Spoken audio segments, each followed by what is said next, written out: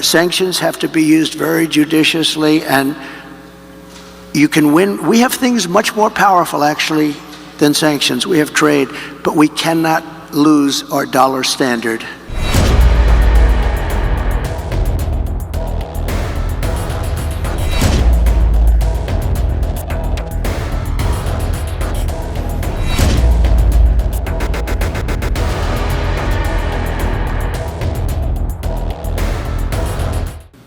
I would like to ask about the United States economic sanctions programs. These programs have been used, as you well know, to advance our national security interests, our foreign policy objectives, but they also have economic implications.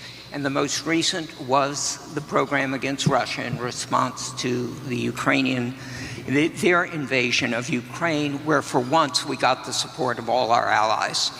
So my specific question is, would you strengthen or modify any of these economic sanctions programs, particularly Russia, including the pipeline you mentioned?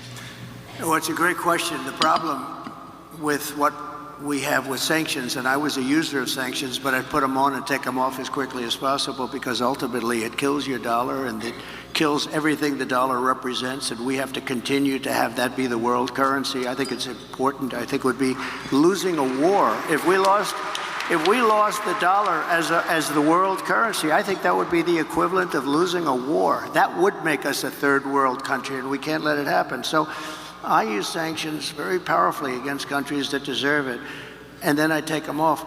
Because look, you're losing Iran, you're losing Russia. China is out there trying to get their currency to be the dominant currency, as you know better than anybody. All of these things are happening. You're losing so many countries because there's so much conflict with all of these countries that you're going to lose that, and we can't lose that. So I want to use sanctions as little as possible. One of the things that we have with tariffs is that I'll say to them, you don't honor the dollar as your world currency. Is that right? You're not going to do it?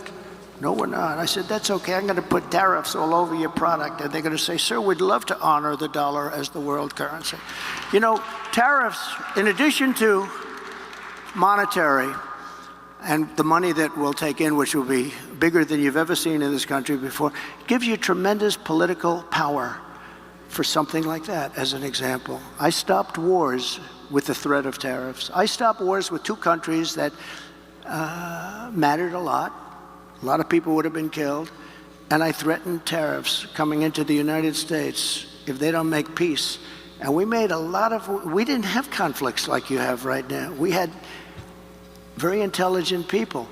But the biggest threat you have is you lose that currency, and we have lost something that you'll never get back.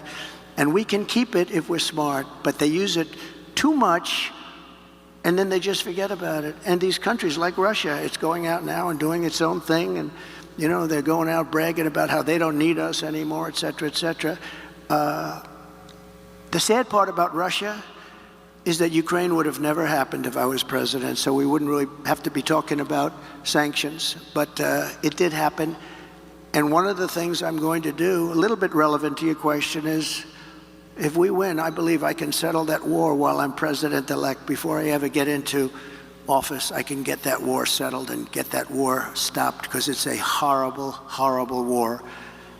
And far more people are killed in Ukraine, far more people than you're realizing. They'll knock down this massive building, amazing, the size of these buildings, they'll knock it down. They'll say nobody was injured. No, a lot of people were killed. The real numbers are far greater than what people are looking at. So I think it's a very important thing. Sanctions have to be used very judiciously, and you can win. We have things much more powerful, actually, than sanctions. We have trade, but we cannot lose our dollar standard. Very important.